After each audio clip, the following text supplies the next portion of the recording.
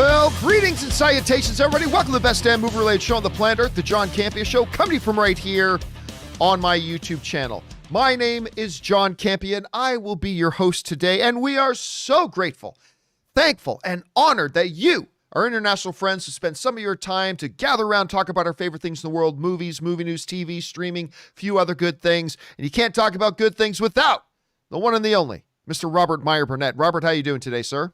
John, it's another great day. It's the midweek. It's hump day. And, you know, there's still great news coming out from everywhere. Well, unless you're Netflix, where your stock price is down. But other than that, everyone's having a good time. But you know what? We got a couple of big days ahead on Netflix. Like, I believe it's tomorrow, that new series, that sci-fi series, Shadow and Bone, drops. We got Stowaway, that one we were talking about. That drops in a couple of days. Looks great.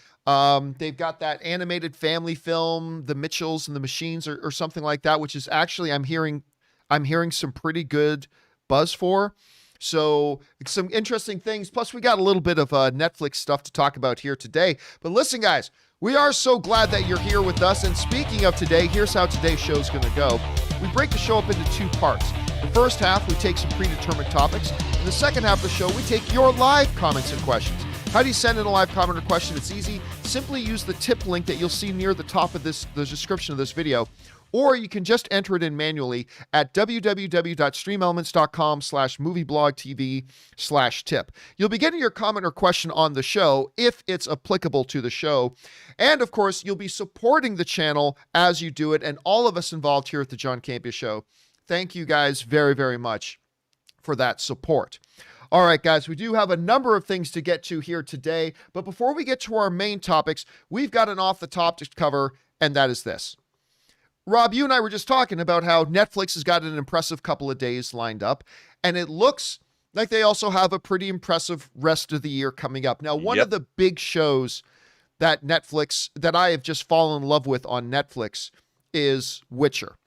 I thought Witcher was fantastic. I love the way, I mean, not to give anything away to those of you who may not have seen season one, but if you haven't seen season one yet, you're probably not interested in The Witcher. But the way the show started at different times, and then as the show progressed, the two time stories started to intersect. And I remember I was sitting in my living room watching as I realized what was going on and went, wow, that's some good storytelling.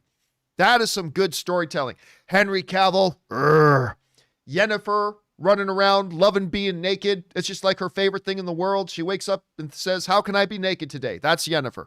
The action of the series, the mythology of the series is fantastic. Now, of course, The Witcher is one of the series that really got impacted and affected by COVID, and it delayed their production a whole ton. We actually just did a story the other day about how they finally just wrapped production on The Witcher Season 2. Now, of course, they still have all the post-production to do, all the editing, the scoring, visual effects, whatever. And we honestly did not know when this thing was ever going to come out. They finished shooting, but there's still a lot to do. Well, according to Netflix and the head guy of production over at Netflix, they have confirmed that The Witcher Season 2, as well as some other things that other people like, that series U, my wife likes that one. Cobra Kai, my wife also likes that one. Not really for me, but a lot of people love that series. But The Witcher and others will be coming back this season. Now, this comes to us from the dude at Netflix who says the following. What happened in the first part of this year was a lot of the projects that we had hoped to come out earlier did get pushed because of the post-production delays and COVID delays, and we think we'll get back to a much steadier state in the back half of this year. Certainly in Q4, where we have the returning seasons of some of our most popular shows like The Witcher and You and Cobra Kai, as well as some big tentpole movies such as Red Notice, that's the one with Dwayne The Rock Johnson and Ryan Reynolds, Escape from Spiderhead, he said, and others. But what we're focusing on right now, we did expect things like Red Notice to come out this year at any rate, but we did not know for sure. As a matter of fact, it was starting to look like The Witcher, we would have to wait till 2022 to see it. But now we get some confirmation. It is indeed coming out this year, probably somewhere around October, November. We can expect to see it. They're not giving us an exact date yet. But listen, Rob, I love this series, and I'm very excited to hear that it's going to be returning sooner rather than later. Again, just kind of propelling that sense or feel of a bit of a return to normalcy right now, as long as, fingers crossed, everything stays the course. Rob, you hear about this. What stands out to you about this announcement coming out of Netflix? Well, I mean, it just shows a commitment to their ongoing shows. And I think it's a byproduct of the streaming wars in the sense that, John, you know as well as I do, streamers are only as good as their content that people want to tune in and watch. And I think The Witcher, while it was, I caught up with it. I liked it. I thought it was uneven, but I really enjoyed it. There was another show that's not on Netflix, Carnival Row, that I also enjoyed. It was uneven, but I thought The Witcher was really strong. I thought Henry Cavill was great. And I think, getting this show out and getting these other, I mean, their lineup's pretty damn good. We talked a couple years ago about how, another Netflix movie, but there's some stuff, I mean, ever since The Old Guard, which I really liked. I mean, it wasn't perfect, but I really liked it. Red Notice, what a cast. I'm tuning in, and I think that there's the Umbrella Academy season 3 at some point's coming. And I think it's a pretty great lineup. Well, listen, what we've never doubted is Netflix's series. Like, their series work is very, very strong. Yes. I mean, their original film work, but there have been some winners. Old Guard was fantastic. There have been some other winners for sure. We'll see how Red Notice turns out, but their series have definitely been good, and this has got to be good news to a lot of people who do really enjoy shows like you and Cobra Kai, but in this particular case with me, The Witcher. The question is for you guys. What do you think about this? Like, again, there was a big doubt about whether it could get out this year, but according to Netflix, Witcher Season 2 will come out in a few months later in the last quarter of this year. What do you guys think about that? Jump on down in the comment section below. John, yes, can sir. I ask you a question? Yes. Over or under 50% Stranger Things Season 4 comes out by the end of 2021? I'll go under on that. All right. I'll go under on that. Now, again, I'm not saying 0, and I'm not saying 5%, but I would probably skim it around 20 to 25%. So a legit possibility, but I don't know. I feel like it's going to be a 2022 thing. What about you? When do you think that thing's going to come out? Probably. I don't know. I'm just happy they renewed our animated show. Yeah, Dota season 2, ladies and gentlemen.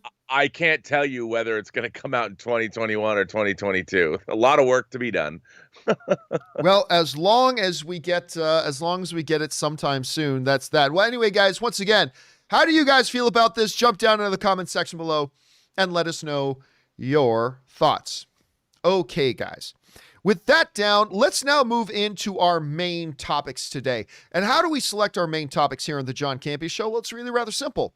You see, you guys come up with our main topics. Whenever you come across a big topic, story, or issue that you think we should have as a main topic here on the John Campea Show, just go anytime 24/7 over to www.thejohncampeashow.com/contact. Once you guys get there, you're going to see a form. Fill it out with your topic or question. It's totally free. Hit submit, and then maybe, just maybe, you may see your submission featured as a main topic here on the John Campea Show. With that down, let's get into main topic number 1. And this first main topic is a holdover from yesterday. We didn't have time to get to it, but we'll get to it now. And this one comes to us from our viewer, Nicholas Weston, who writes, "Hello, John and Rob. I'm not one of those people who say, is Hollywood running out of ideas when they do sequels and remakes, because I know a lot of original films get made. But when I see they're making a Rock'em Sock'em movie, I just have to ask, Vin Diesel doesn't have anything better to do? Like, is it Fast and Furious or nothing? What do you think of this?" All right, thanks a lot for sending this in, man. And yeah, look, there are one of my pet peeves about film fandom, and I'm often the subject of my own pet peeve, but one of my pet peeves about film fandom is when a sequel or a comic book movie or something gets made, and you get people who think it makes them sound smart going, well, Hollywood doesn't know how to do anything original anymore. Well, no, in actuality, if you look at the facts, there's more original film that gets produced today than at any other time in Hollywood history. But that being that setting aside, every once in a while, Rob, a movie does come up where you cannot help but go, why? Why? Now, I admit, one of those times for me was when they said they were doing a Lego movie. I'm like, why? And look how that turned out. That movie was great. And I ended up loving that. But then we heard there's a Monopoly movie coming. And I'm like, why? But Rob, I do not know that those three little letters, why, have ever spurred forth from my mouth quicker than when I heard that not Dwayne Johnson, but Vin Diesel, who I adore Vin Diesel. That Vin Diesel is doing a Rock'em Sock'em Robots movie. This comes to us from the folks over at Variety who write, Ryan Angle, who wrote Rampage, starring Dwayne "The Rock" Johnson and Liam Neeson's The Commuter, penned the Rock'em Sock'em screenplay. The story follows a father, Vin Diesel, and a son who form an unlikely bond. Really? It's unlikely that a father and son form a bond? Okay. Form an unlikely bond with an advanced war machine. The role of Diesel's character's son has yet to be cast. Okay. So on its surface here, one of the first things that comes to mind when I hear this is what was the one with Hugh Jackman? Real Steel. Real Steel. It sounds a little bit like Real Steel, which if you remember when Real Steel came out, a lot of us joked when the trailers first came out. We're like, it's basically Rock'em Sock'em Robots. And by the way, Real Steel is great. I really enjoyed that movie a lot. The soundtrack is fantastic too. The soundtrack, if you guys haven't listened to the soundtrack of Real Steel, it's really, really good. Anyway, but they're going right for it now. It even sounds a little similar, right? Hugh Jackman and a younger boy, they kind of bond over building this battle robot. This sounds a little bit similar too. Now, again, I am a big fan of Vin Diesel, but just the name Rock'em Sock'em. Rob, what am I missing here? Is there an audience for this? Now, obviously, there's inherent value in recognizable IP. I understand that. I recognize that. But I don't know. Rob, I'm asking the question, why? What do you think about when you hear about Vin Diesel doing a Rock'em Sock'em movie? John. It's like making a Rubik's Cube movie. I mean, look, I'm not gonna lie. I loved Rock'em Sock'em Robots when I was a kid. It was fun, and when you got that headshot and the head popped up, you won the fight. I like that. But I look at this and I think, like you, really? I mean, of all the great novels that have yet to be adapted into movies and all the projects Vin Diesel could be a part of after why not another Chronicles of Riddick movie? Why not, well, anything. Bloodshot 2. I mean, we're going to get Rock'em Bloodshot 2. I know. Rock'em Sock'em Robots? I honestly, I don't see, I mean, outside the ring, are you going to learn about the secret life of these robots? Like, do they have problems, and are they in therapy? Does one of them need a Mickey to train them to be a better Rock'em Sock'em robot? I don't know.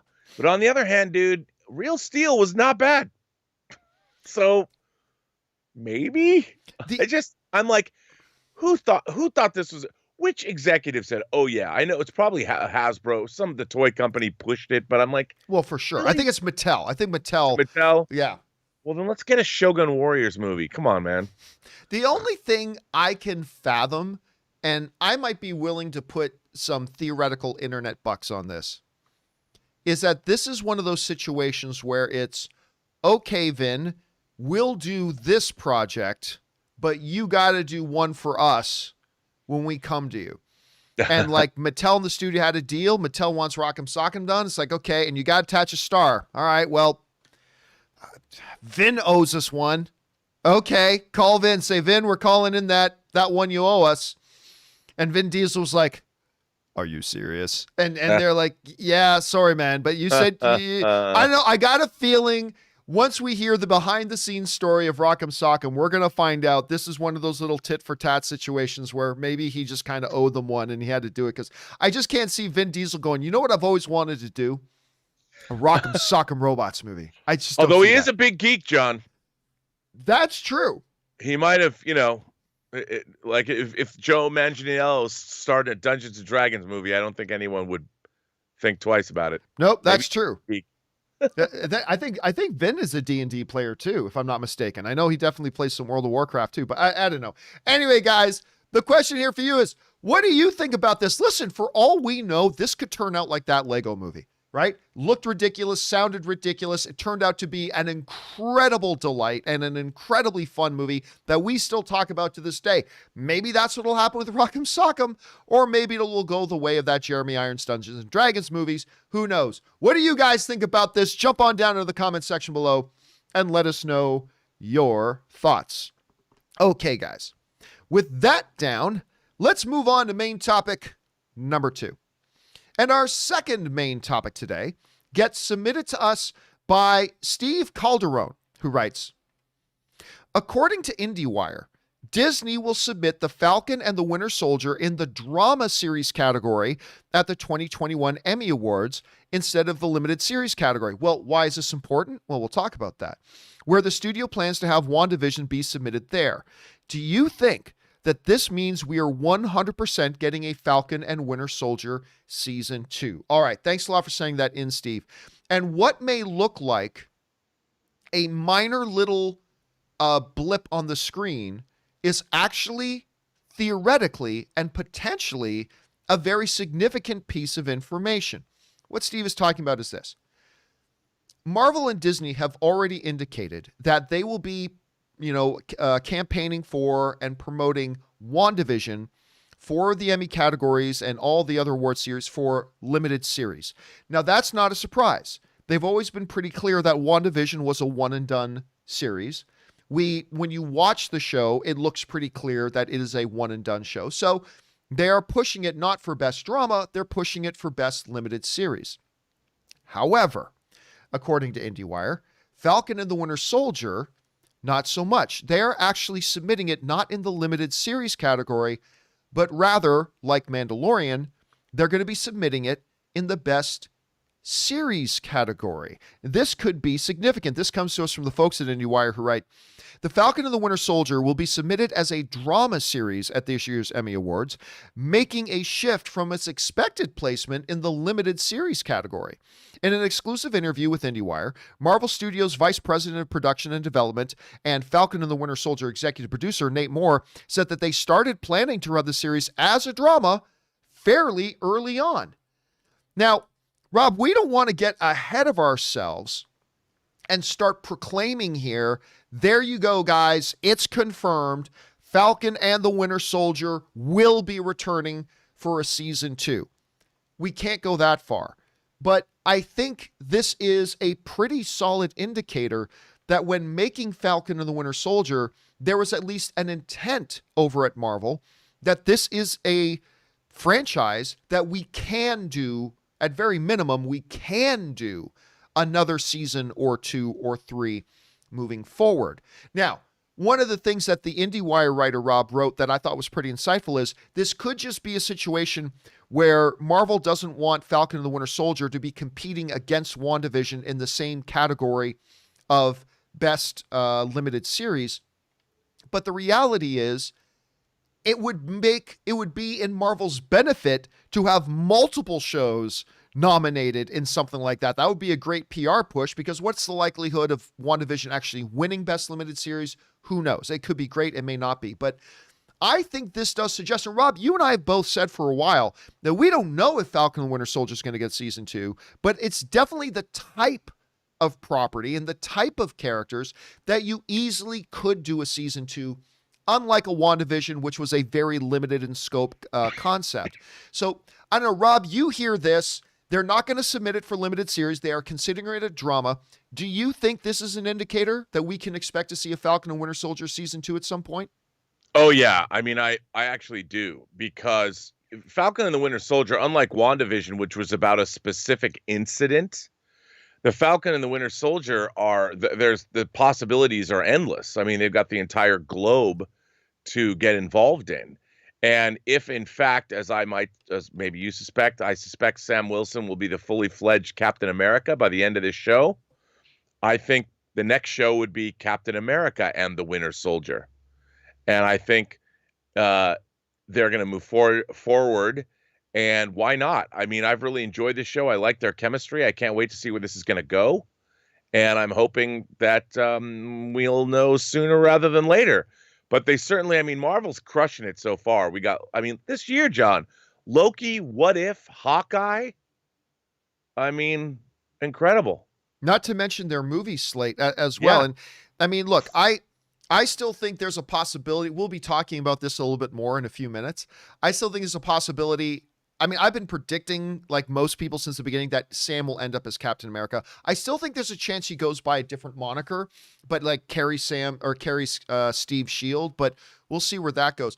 But if they do, I wonder if season 2 wouldn't be called, because the way they've been setting up the show, it sounds a lot like Bucky's trying to leave Winter Soldier behind. He's trying to get rid of the Winter Soldier. I wonder if season 2 would actually be called Captain America and White Tiger, or White Wolf. Wolf. That, you know what, dude? That'd be pretty damn cool. Captain America and the White Wolf. There you go. I'd be in. And they fight alongside the Dora Milaje to go and do something. I don't know. It could be kind of fun. Question is for you guys. What do you think about this news? Like, do you think maybe this is just strategic positioning on Marvel's part for the award season? Or do you think, yeah, Falcon the Winter Soldier just feels like a show that can easily have a season 2, and the fact that they're submitting it in this category instead of the limited series category is an indicator of that? How do you guys feel? Do you see other options that we're overlooking right now? Jump on down into the comments section below and let us know your thoughts. Okay, guys. With that down, let's move on to main topic number 3, shall we? And our third and final main topic today gets submitted to us by Russ G. And Russ G writes, "Good day, John. So we've got the Falcon and Winter Soldier finale in just a couple of days, and still a bunch of unanswered questions hanging around. I was wondering, what would you say are the biggest things you're looking for in the final episode? Thanks, and bring on the filthy." All right, man. Thanks a lot for bringing that up. And yes, we've got the brand new episode now coming up. It is the final episode of the series that we've got coming up now. And if you guys remember, back when WandaVision was wrapping up, we did something similar, but we did what were the 10 things we are looking for going into the finale? What are the 10 big questions we still have going into the finale? Now, this is not a mystery show with a lot of mysteries, a lot of like big question marks like WandaVision was. So instead of 10, I want to talk about the 5 main questions I have going in to Falcon the Winter Soldier, the finale. Let's go into the Campea classroom here and take a look. The first question that I'm going to have is my main one. This is my absolute main question. What is going on with Sharon Carter? Because I'm not going to lie, man, at the end of that last episode, when Sharon is on the phone with Batroc, and you realize that Batroc had been working for her, and Batroc sends him to go help Carly, sends him to go help her, and knowing that he wants nothing more than to kill the Falcon, it causes a lot of questions to pop up in my head. Number 1, has she truly gone just pure bad?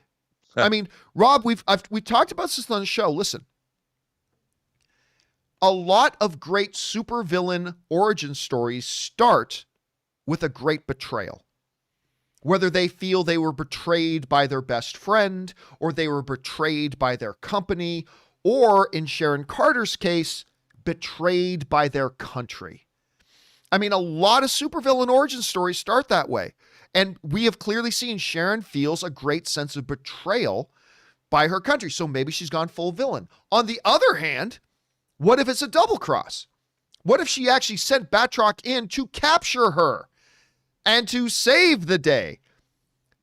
And then, of course, the prevailing questions. Is she the power broker? Is she not the power broker? All that kind of stuff. So my number one question is going to be, what is going on with Sharon Carter? That is, to me, the number one thing. Even bigger than this next one, which is still a question on everybody's mind, is who is the power broker? I mean, listen, who is the power broker is not an important question in this show. It's just really a power broker is not an important figure in this show, but it has been a lingering presence and something that they keep referring back to here and there. And so that is a question that's on everybody's mind. And again, the answer to question one could very well be the answer to question two, Rob. Sharon might be. It's possible. I'm definitely not saying likely, but it's possible Sharon is the power broker, but that is a big question I've got going in there. All right. Third question I have going in, and we kind of were referring to this a little bit earlier. Does Sam become Captain America or another name? Because, Rob, as I look at the way the show has been going and I listen in to a bunch of the conversations Sam has been having, I think a case could be built that he doesn't feel anybody should be called Captain America, but he wants to honor Steve's legacy, so he'll wear Steve's colors, he'll carry Steve's shield, but be known as American Eagle, or Uncle Sam, or Pop Zing Bang, the Madman, or maybe Smiling Tiger. Maybe he'll go by his true secret identity, Smiling Tiger. But whatever. But I mean, I've been predicting from the beginning, as most people have, that he will probably, even though I don't want him to, he will probably end up with the name Captain America. That's what he'll probably go by. So we'll see where they go from there. All right. The fourth question I have going in that I think we absolutely have to have answered. What becomes of John Walker? What happens with John Walker? There are two prevailing thoughts. One, he survives and goes on to become a little bit more of a key figure in the MCU moving forward. Maybe part of the Thunderbolts, working for Madam Hydra, all that kind of stuff. There's another theory that he dies. Some people just want to see him dead. I've been kind of minorly speculating maybe he actually has some kind of heroic death at the end. But we got to see. The big question I have is what's going to happen with John Walker. I have loved this character in this show. I've loved hating him, but I've loved the character nonetheless. But Rob, even though these are in no particular order, other than what's going on with Sharon Carter, that is my number one question. From episode 1 of this series, my most important question, other now than the Sharon Carter question, has been, how does the Bucky and Yori situation turn out? Now, look, I have no doubt from episode 1 that at some point in this series, we were finally going to get that moment where Bucky confesses to Yori and tells him that he's the one who killed his son. Especially after the last episode where him and Sam had a specific conversation about that. That is definitely going to happen. But the question is, I am really dying to know, how does that conversation go? Does it have kind of a Disney ending where, thank you for telling me and bringing closure and thank you, and he hugs him? Or does Yori pull out a knife and say, you die for killing? Like, either way, I mean, it's something Bucky needs to do, but wondering about how that's going to go. And listen, it's been the scene that I've been so looking forward to. I think there are going to be waterworks around the world. I think there's going to be a lot of, wet eyes on viewers watching this scene, however it turns out. But I am really dying to know how that is going to go. That's the scene. That's probably the one moment I'm looking forward to the most. So again, the 5 questions, the big questions I have that I absolutely have to get some closure on going into this final episode. 1, what is going on with Sharon Carter? Number 2, who is the power broker? Number 3, does Sam become Captain America or does he take on a different moniker? Number 4, what becomes of John Walker? And number 5, how does the Bucky Yori situation work out? Does it work out with hugs or does it work out with you die? I mean, I don't know. Either way, I think it's going to be powerful stuff. Rob, you've seen my 5 that I've put up there. I'm sure some of these are similar to how you feel and questions that you're asking. What are Yeah. some of these questions that are really resonating with you? And do you have any other questions that you would add to that list? Well, I think you covered the big idea. The first is, will Sam, to me, pick up the mantle of Captain America? I think he will, but I don't know. Then where will Bucky be? Like you said at the end of the show, will he come clean and admit what he did and absolve himself, and with the father of Mr. Nori, whose son he killed? The Sharon Carter disposition is obviously there. I'm really curious as to see where they leave Isaiah Bradley. I mean, we know he's out there, and he could be there's more super soldier serum to be had. Will he get any justice? Because living in that ramshackle house, hidden away, doesn't seem like it's much of a life. Who is the power broker, obviously, but more importantly, like, where are groups like the Flag Smashers going to continue? Is Carly Morgenstern, is she coming back? Is she going to be apprehended? And if she is, does she become a martyr, or does she become like somebody that they might imprison, but who will become a lightning rod, will become somebody who furthers the cause? Or will the Flag Smashers and all of those super soldiers serumed out kids be contained? I don't know. I also, John, I want to know where the Avengers are. What is the status of the Avengers? Are there Avengers?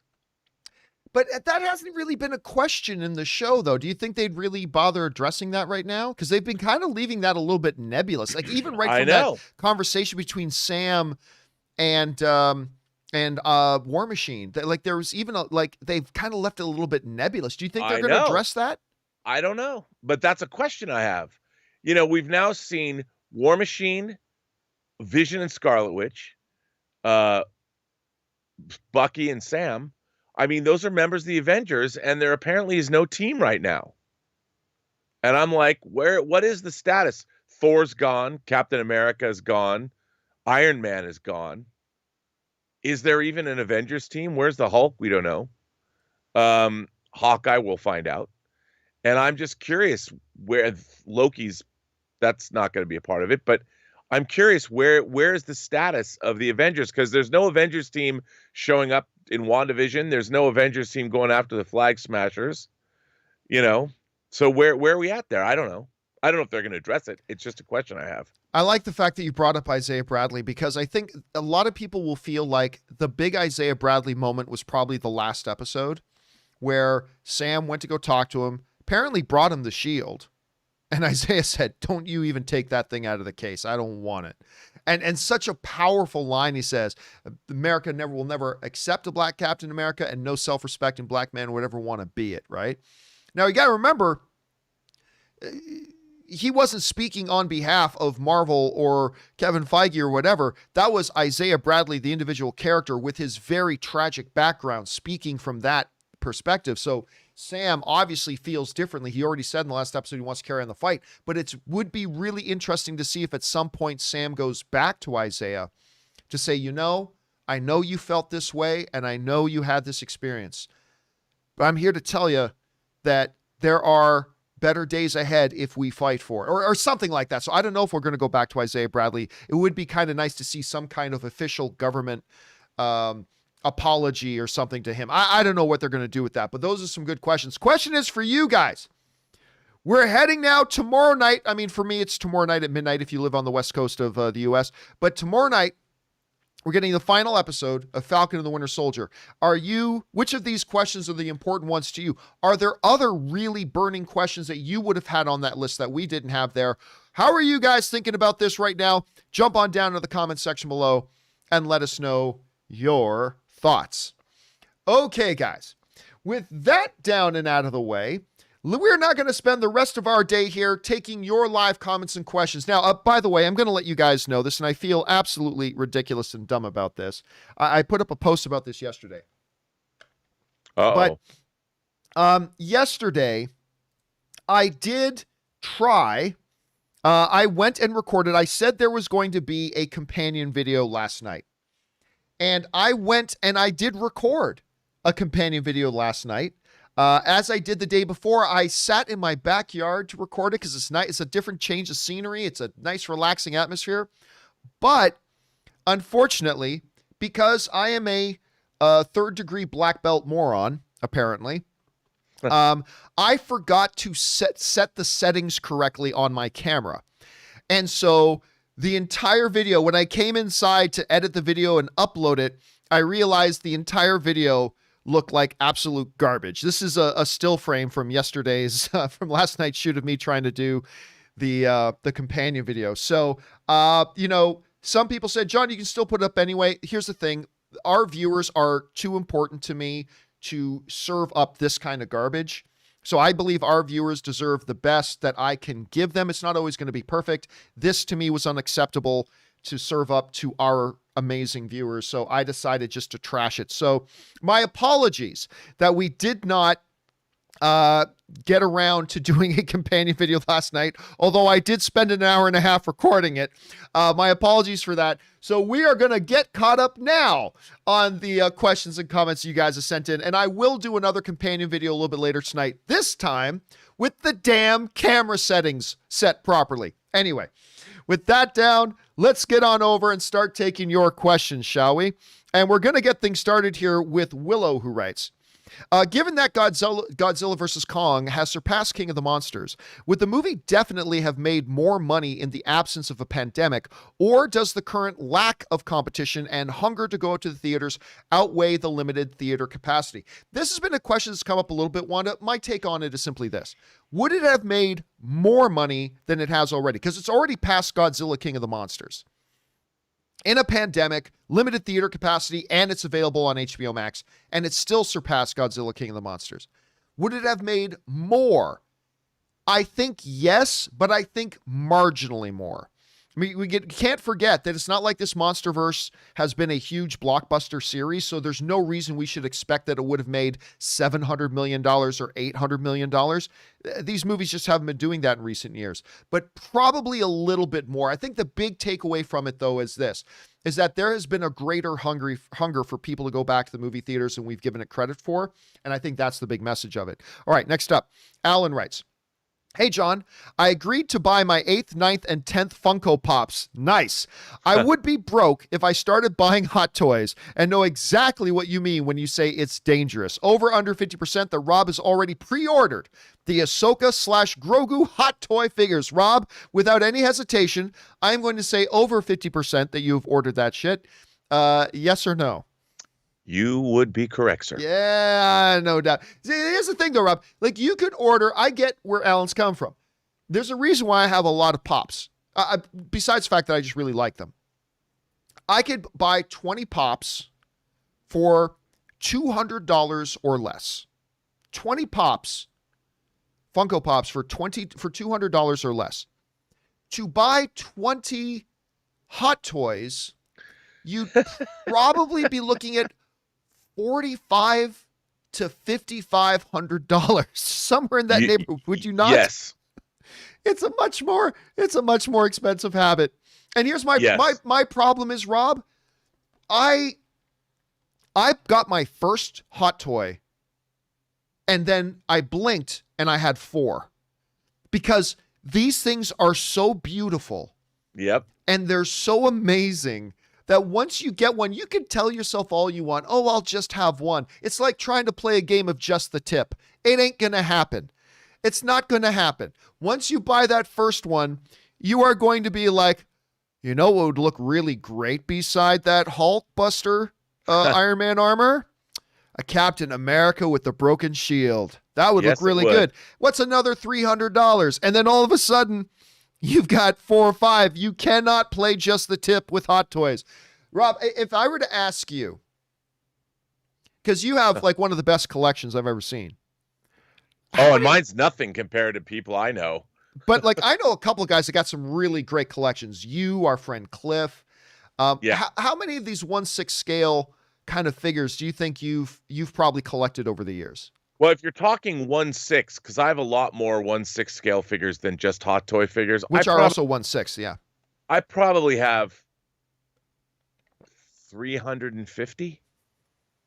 That's amazing. Probably. Because if you think about it, I mean, it's not just Hot Toys. And I've been collecting for a long time. So there's Star Wars figures. There's all the miscellaneous. Like behind me, I have Charlie Chaplin and Jimi Hendrix and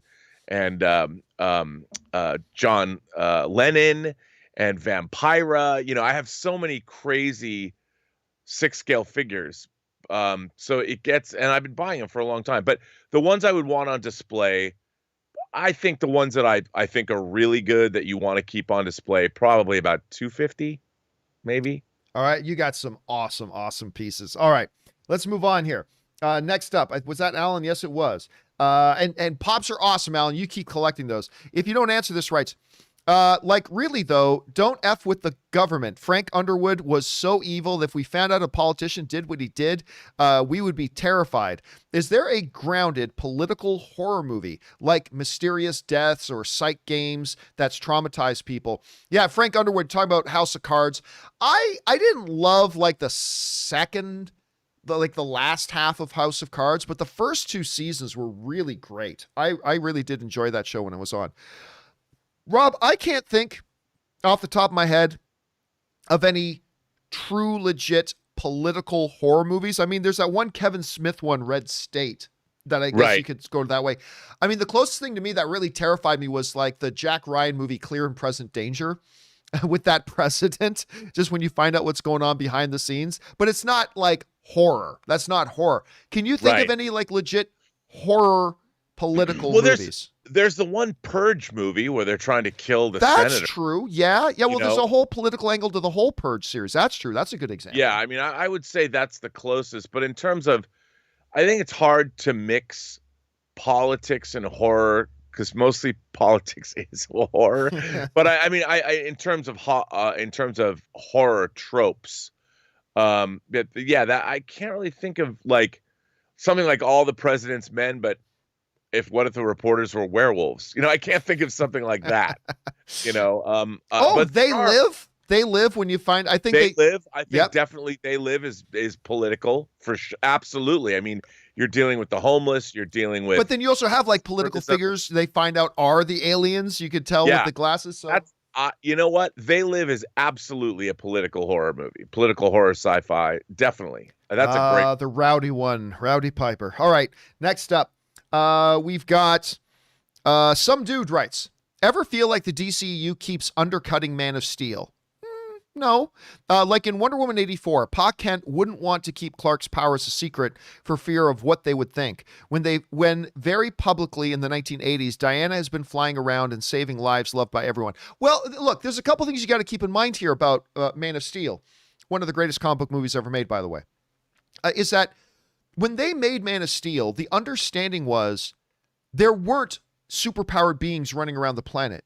At this point, Kal-El was unique in the world. He was unique in the universe, but he was unique in the world. And Pa Kent, remember, you have to get deeper into Pa Kent's philosophy about, he wasn't just like, oh, I'm afraid Clark isn't ready for this. It's not just that. There's a very key conversation, Rob, in Man of Steel, where Pa Kent is talking to, Jonathan is talking to his son, and he basically communicates this. I'm paraphrasing, but it's like, look, you need to become, and you're going to become who you're going to become. And that might be good and it might be bad, but you got to get there. Because when the world finds out about you and when you become that person, it's going to change everything. It's going to change the world. See, Jonathan Kent wasn't just worried about, oh, is Clark ready for people to find out? He understood Clark fulfilling his destiny and Clark becoming who he was going to become is something that literally was going to change the world. He wasn't just protecting Clark. He was also trying to protect the world. He understood that Clark becoming the Superman, Clark becoming who it is he's going to evolve into before he's ready could have very bad ramifications, not just for Clark, but for the entire world. And I think that's part of it that people miss about Jonathan Kent's philosophy and his, quite frankly, his brilliance. It's why he was willing to die. Like, a lot of people make fun of the tornado scene where he dies. Say, well, Clark could have easily shot. listen, you don't get it. You don't understand Jonathan Kent. Jonathan Kent believed in this so much that he would rather die than have Clark exposed to the world before Clark was ready and before the world was ready for that to happen, because he knew the ramifications of it were so serious. And that's why, to me, that scene in Man of Steel is actually very deep and very special. Other people laugh at it, and I just look at them snarkily because it's like, well, you clearly don't get what's going on there. But I just thought it was brilliant. You got to understand. So, no, and remember, in Wonder Woman 84 came out well after Man of Steel, and they tried to cover up the fact that she was acting publicly by, oh, she used the lasso to take out the cameras. Right. So, but bottom line for me, Rob, is no, I don't feel like they were undercutting Man of Steel. I don't feel like they were. How do you see that? No, I don't either. I mean, I don't feel that they were at all. And, you know, like you said, that one thing, John, you brought up the one thing that people always throw in my face when I talk about Man of Steel. Like, what about Jonathan Kent? Like, Superman could have saved him. In the blink of an eye, nobody would have noticed. I'm like, but Superman didn't know he's capable of even doing that kind of a feat. You know, I mean, it was a tornado, and his father, he was respecting his father's wishes, and his father, like you said, very important not to reveal Clark to the world. They'd already gotten a taste of it. I saw what Clark did. My son saw it in the bus. You know, they already dodged that bullet. It was a very close call. And that's a big deal. I mean, can you imagine if Clark, his life would have been over? He would have been an agent of the government. He would have been, and people always throw that in my face. I'm like, I just feel exactly the way you do. You people don't understand. And look, I don't want to drag this out. But you got to also remember what happens immediately before the tornado scene is they are having an argument in the truck. They're arguing, and like Clark says that, like, a really stupid line that, let's face it, we all sometimes say stupid things to our parents that we immediately regret. But he makes that stupid line about, you're not even my dad, or like something like that. So he is feeling horrible. And I think it was the ultimate sign of his respect for his father, Jonathan Kent, that when Kevin Costner put up his hand, like saying, you can't do this, him respecting his father enough to hold back, and it was killing him. It was killing him to hold back. I listen, I can fucking talk about Man of Steel all effing day. I love this movie, but anyway, we need to move on. We got too many questions still to get to. I know. Anyway, okay, so next up, let's see. Draconic Druid writes, it has been exactly 10 years since I first watched Hannah with Saoirse Ronan. Has it been 10 years? Since that, oh my goodness. Dude, can you believe that? I cannot believe that. And there's a series already. Yeah, there is. Which means I had the whistle tune that was in the movie in my head for 10 years. Yeah, those little moments get in your head, man. Seriously, imagine having a 26-note tune in your head. I whistle it a minimum of 5 times a week. Good tune. Rob, I've got that as well for another movie that is actually now quite old. But Lord of the Rings. I don't know why, but from the first day that I watched Lord of the Rings Fellowship of the Ring, I have at least 10 times a week caught myself whistling the thematic music of The Shire. Yeah.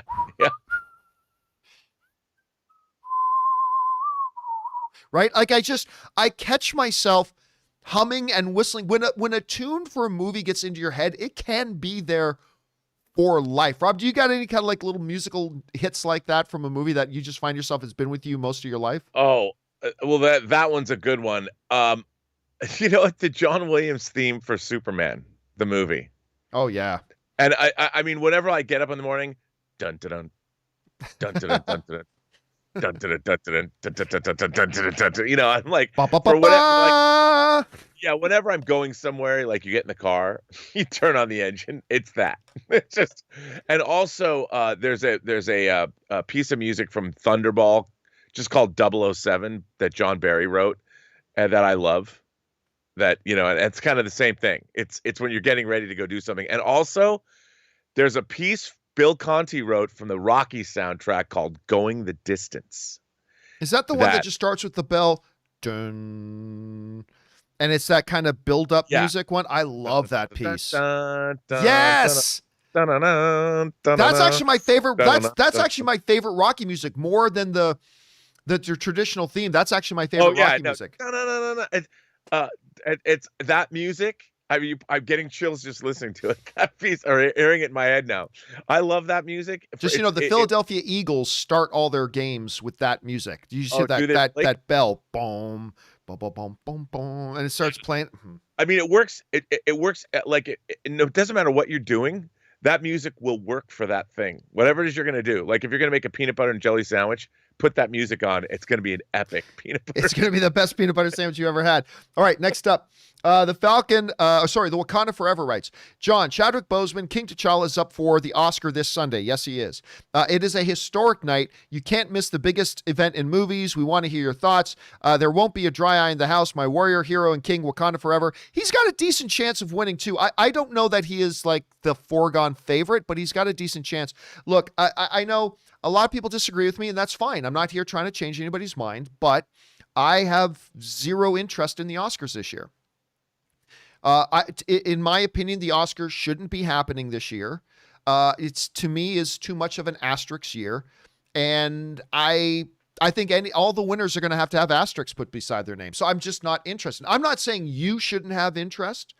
I'm not saying there aren't some great films that are going to be celebrated, but even though the Oscars are my second favorite day of the year besides Christmas, even more important to me than my own birthday, I just have no interest. So I'm honestly not going to be paying any attention to the Oscars this year. And again, that's just me. Not saying anybody else should agree with me. I'm not saying you should feel that way. Not at all. I'm just saying, just letting you know, being honest, that's kind of how I feel about it. Anyway, moving on. Next up, Ryan G writes, hey, John, Sam and Bucky are boat buddies.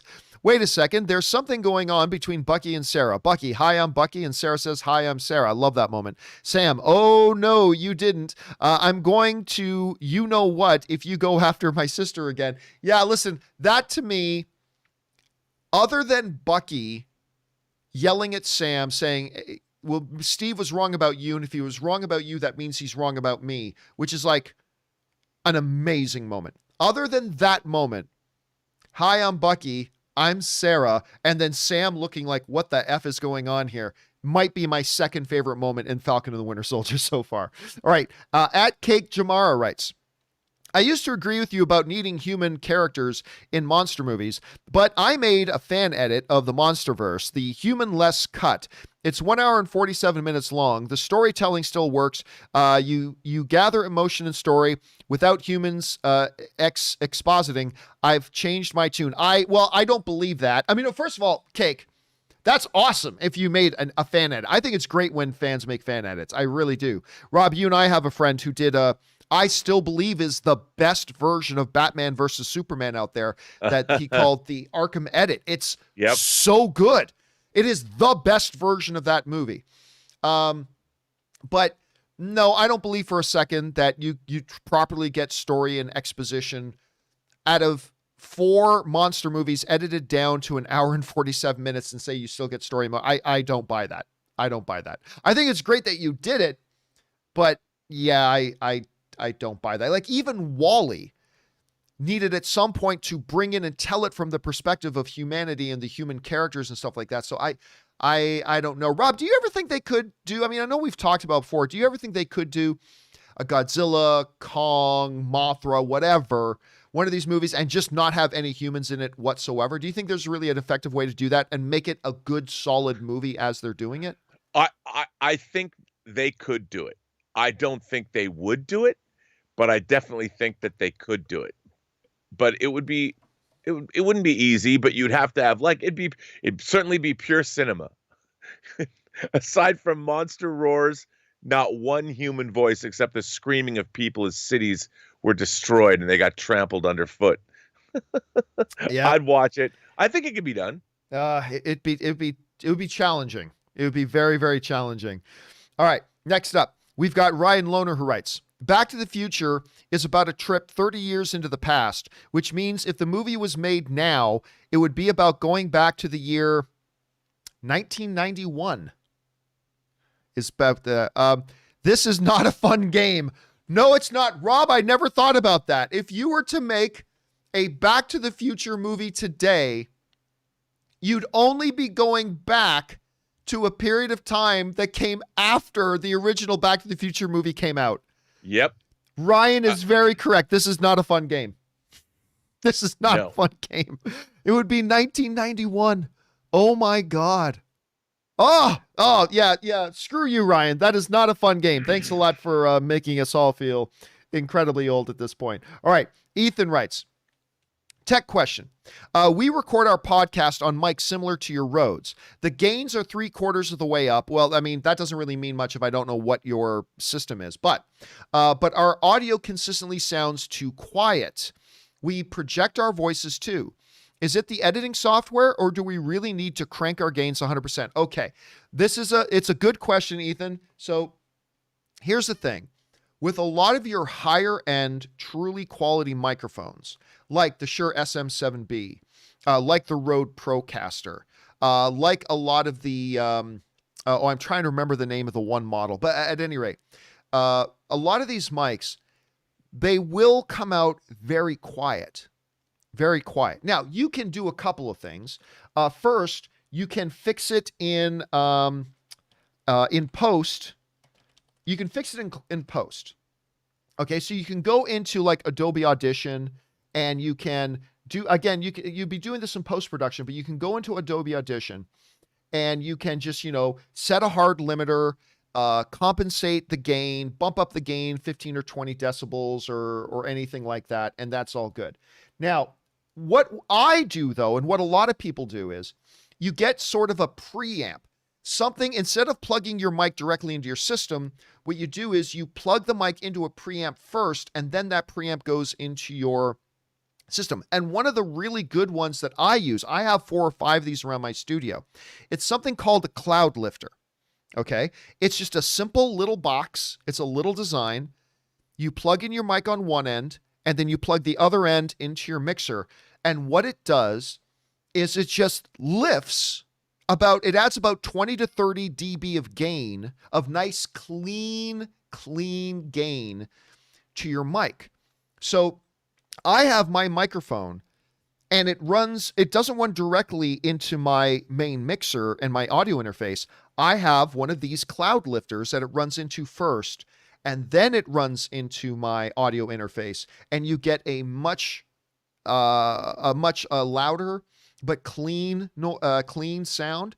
And so I would really recommend getting a cloud lifter. Now, I can't remember how much they run for. They're not cheap. Like, I think this cloud lifter runs for, let me see if I can see how much this goes for. I think I'm going to guess it's $150. I'm going to guess it's $150. It is about $150. Or you can get one that you can plug in 2 mics and get double it for like $250. So it saves you a little bit of money. But yes, my recommendation is, there are other things like the cloud lifter that you can look into as well. But my recommendation is this device called the Cloud Lifter. And I think you're going to find that solves your problem. All right. Thanks for the question, man. Next up, we've got Bucky McCoy, who writes, Godzilla vs. Kong was terrible. It was the loudest film I'd ever seen in a cinema, and during the final battle, my girlfriend fell asleep in her popcorn bucket. To me, there's no difference between this hot garbage and Roland Emmerich tribute fan film. Well, hey, listen, Bucky, that's the thing about movies, man. It's all subjective, right? I mean, I watched the movie. I certainly, Rob, I have issues with the movie as well. I made a video called the 5 Worst Things About Godzilla vs. Kong, but it's all subjective. I happen to have a really great time watching it. I thought it was a load of fun, especially, going back to the movie theater, seeing these giant monsters fighting on screen. To me, it was a blast, but not everybody's going to feel that way. And he clearly didn't. Rob, I know you weren't the biggest fan of Godzilla vs. Kong, but it's all subjective. The fact that you feel that way is no problem, dude. No problem, Bucky. All right, next up, Bucky McCoy also writes, speaking of Godzilla vs. Kong, when will Hollywood decide to stop casting wooden plank of the month Mr. Alexander Skarsgård? My lord, it's like Jai Courtney all over again. See that, Bucky? Rob, I don't know about you. I thoroughly have to disagree with you on that, Bucky. I thoroughly disagree with you on that. I think he's actually a really good... I mean, don't get me wrong. He's not Denzel Washington, Leonardo DiCaprio, Chiwetel Ejiofor. He's not that level, but I find, listen, the dude's got a Critics' Choice Award. He's got an Emmy. He's got a Golden Globe. I actually find him to be a pretty good actor. I mean, it all depends on the material he's given. But Rob, I actually think Alexander Skarsgård, I mean, not as good as his dad, but I find him to be a really good actor. What do you think about him? I do too. I mean, it depends. You know, to be honest, he's kind of hit and miss for me. When he's good, I think he's good, really good. But sometimes, like, I was a little disappointed with his Randolph Flagg in The Stand. I never did watch that yet. I haven't watched that. Yeah, I was expecting something more. It was hit and miss for me. But I really liked him on like True Blood, and I think he can be really, really good. Yeah, Big Little Lies. I mean, that's where he won an Emmy. Yep. He won a Golden Globe for. I gotta say, but listen, how you feel about particular actors is subjective about how we feel about movies themselves. If his acting doesn't work for you, it doesn't work for you. I just gotta say, I really, really disagree with you on that. I think he's quite solid. Anyway, Entertain Nerds writes, "Love your show. Thank you so much. Are you going to do like the top 10 questions we need answered for Falcon and Winter Soldier?" We just did that for Falcon and Winter Soldier, just like you did with WandaVision finale. I know it's not the same, but maybe 5. And that's exactly what we did. Entertain Nerds, you have the gift of foresight into the future. Yes, that's exactly what we did a little bit earlier in the show. So there you go. I hope you enjoyed it. All right, next up, Thomas Patterson writes, "I wonder if the reason the Mandarin is calling Shang-Chi back has to do with the dissolution of the Avengers." I don't think so. "And Iron Man's death. We haven't heard from the Ten Rings proper. Killian used them as a scapegoat in Iron Man 3 since the first Iron Man movie. I doubt it. Besides that, Rob, like you were pointing out the other day, we're not even really exactly sure. Like, I don't think Shang-Chi just happens in one time period. I think it starts at one point, it happens at another point. We don't know at what point in the MCU that his father calls him home. It sounds like his father was very deliberately giving him 10 years. I gave you 10 years to go and do whatever you wanted to do. Now it's time to come home and take your place at my side. A little bit of Vader in there. Right. But I don't know, Rob, do you think that him calling him back could be connected to something you brought up a little bit earlier, like the dissolution of the Avengers or something else? How do you see it? I do. I mean, I think, look, he's kind of gone out on whether it's an Aboriginal walkabout or like when Mormon kids go out to they can go out into the real world for 2 years. And it's kind of like that, you know? And I think that from what I understand, it looks like we're going to go all the way from ancient times, because if Shang-Chi's father's immortal, we're going to see him as a warlord in, I don't know, feudal China or something. And then we're going to jump ahead, and I think we're going to find out more about the blip, what happened during the blip. I think it's going to tie into what Hawkeye was doing. And then now in the post-blip, when people have come back, I think we're going to see all of those time periods in this movie. All right. And I don't know when he's going to be called back, but I would imagine after the blip, after people come back. Yeah. Maybe. All right. Next up, B-Way New York writes, "Hey, John. You and Ray did a great job on the Godzilla vs. Kong 5 Worst Things video. Thank you so much. I'm glad you watched it. 2 questions. On number 2, do you think Godzilla followed the blue power source from Ghidorah skull to locate Apex? Also, did you hear about Godzilla laughing at Kong when he got the best of him during their fight? Ray pointed that out to me, but I didn't notice it. I've watched it twice and I didn't notice it, but you're not the only person to point it out to me, so I may have to check that out again. No, I've seen a lot of people trying to make up excuses for that part. But remember, Ghidorah is dead. There's a dried up old skull that again, I guess the company is taking some DNA, but then turning it into like wireless electrons and messages going out of the thing. And to say that Godzilla, I don't know. I think that's just people making excuses for it. Listen, I had a blast watching this movie. I really like Godzilla vs. Kong, but that was a big issue to me that I just don't think there's any logical answer for. Anyway, Nerds of Porn writes, Warner Brothers and Andy Muschietti announced they began filming on the Flash movie yesterday. Yes, they did. And I saw that Ray Fisher is still complaining about this movie and Walter Hamada. Why does he keep doing this? Can't he move on like the have clearly? Like, do you mean like the others have clearly? I don't know. It's annoying at this point. Look, Nerds of Porn, I don't discredit what you're saying, but I don't care anymore about this. I just don't care anymore. I don't know why anybody's paying any attention to Ray Fisher. Now, let me rephrase. That came out the wrong. Let me rephrase that. I think Ray Fisher is a very gifted actor from what we've been able to see and from what you see from his resume. I mean, the guy has like a Broadway background, Rob. This isn't just some dude who said, I think I'm going to try acting. I mean, this guy is trained. And I thought he did a very good job portraying Cyborg, both in the theatrical version and especially in the HBO version. And I will look forward to seeing him actually do his trade and actually do his work. When he does do his work, we will talk about Ray Fisher again. When he does his craft, because I look forward to seeing him executing his craft because he's quite good at it.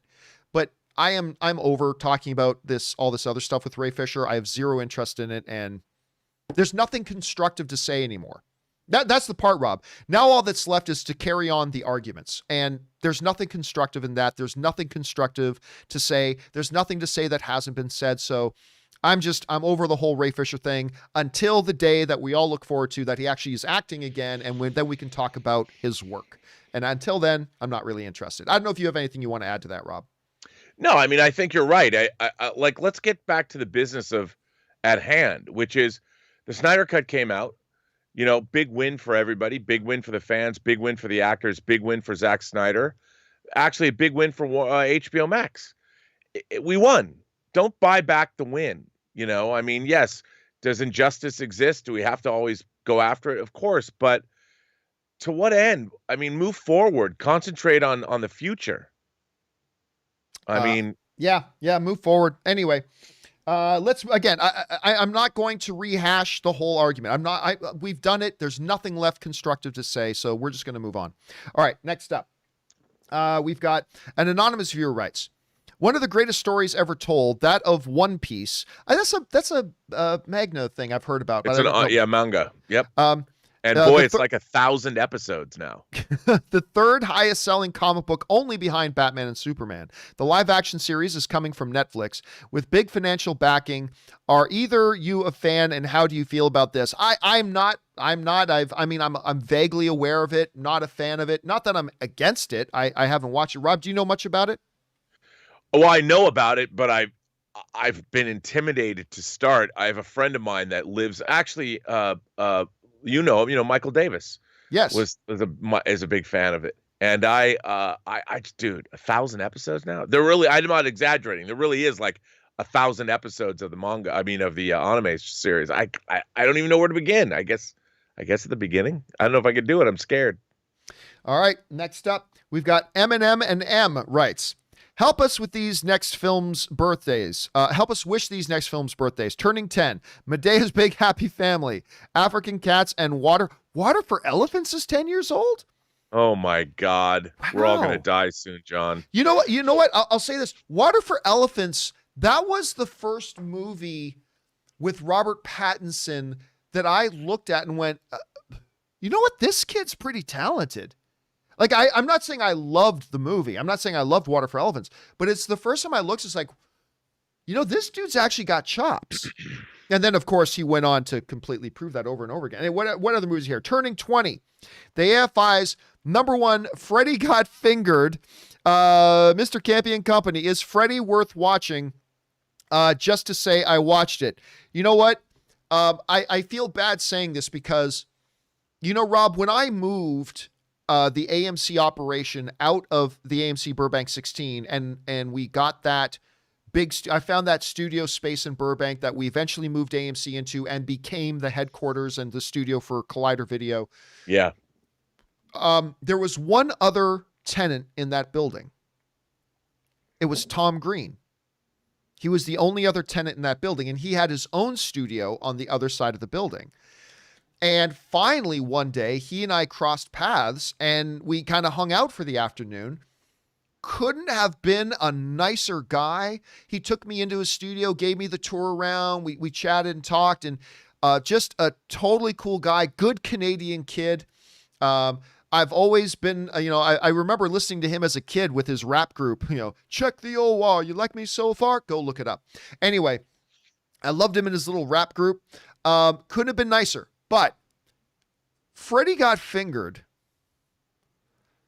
is not like Vanilla Ice is Cool as Ice, where it's like so ridiculously bad you just have a great time watching it. Freddy Got Fingered is just truly, truly awful. And like you're questioning your own life decisions as you're watching it. It's just, no, I wouldn't say you watch it just for the sake of watching it. I don't know, Rob, how would you recommend it? There was an early time where after Free Enterprise, they wanted me to direct that movie. No, really? Yeah, and because I think didn't Tom ended up directing it himself, didn't he? They didn't want him to direct the film. And when they sent it to me, the original script, and I've never seen the finished film, but the original script was, I heard pretty close to, it was just, I couldn't wrap my head around how to make it work because it was so absurd and just so, I was annoyed by it. And I'm like, all right, if you're going to make this movie, it's just not likable. It's not even dumb, fun comedy. It's, I want to shoot this character in the face. I want him gone from my life. And I guess that's what happened with the movie. Which is really a shame because I think Tom Green's a very funny dude. I think he's a very funny dude.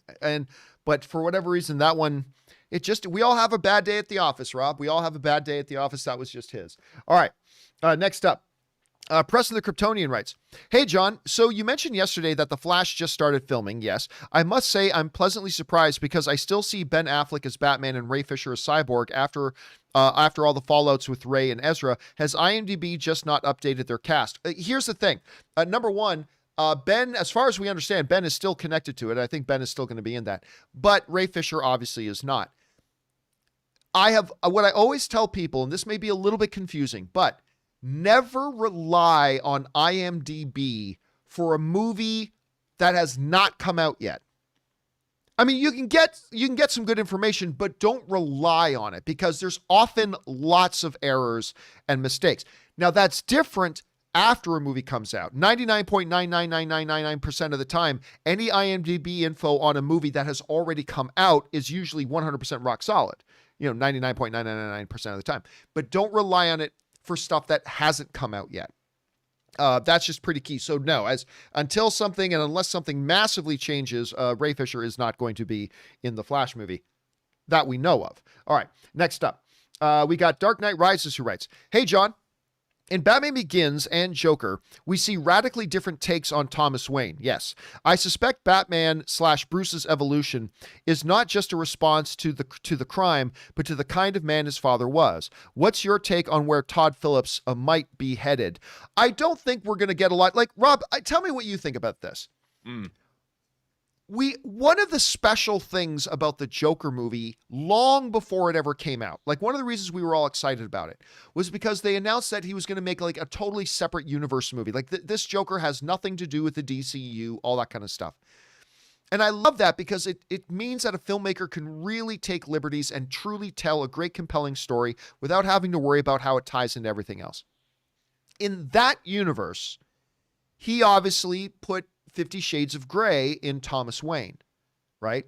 Our traditional understanding of Thomas Wayne is very different from what Todd Phillips showed us in that movie. And that's great for that movie. But I think it's actually a very vital thing to understand that, like, how positive of a character Thomas Wayne was, that Bruce ended up, like, his loss was so impactful on Bruce Wayne.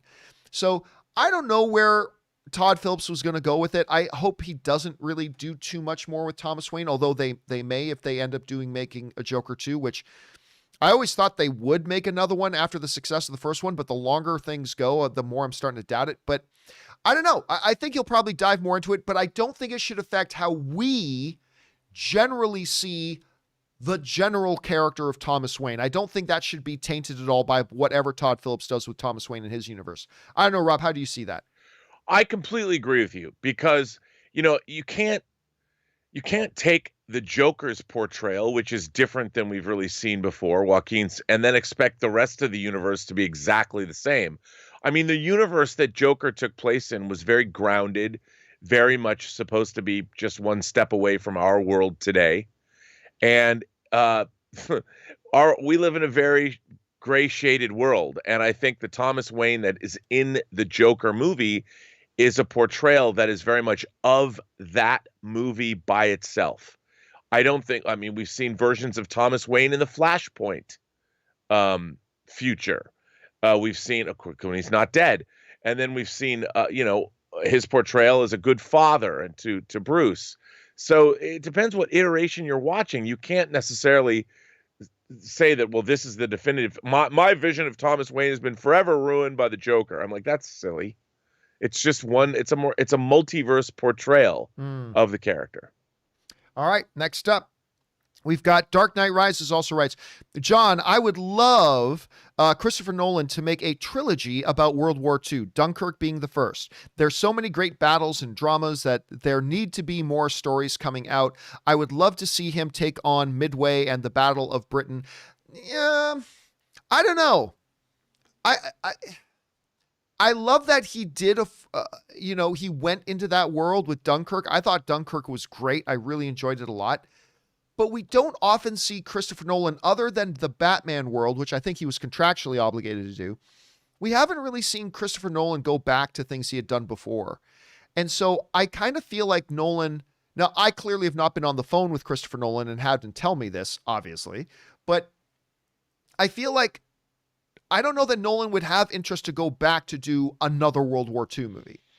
And he just likes to seem to be able to just continue to do completely radically different things, whether it's Inception or Prestige or Interstellar or, whatever. It just seems like he's constantly wants to do something different and new. So I don't know, Rob, what would you think about that, about him going back to make more World War II movies? Okay, well, what I thought was so cool about Dunkirk was it's almost like an art film in a way. You're dealing with these three different stories that are all taking place at different like time is passing differently in each one of them.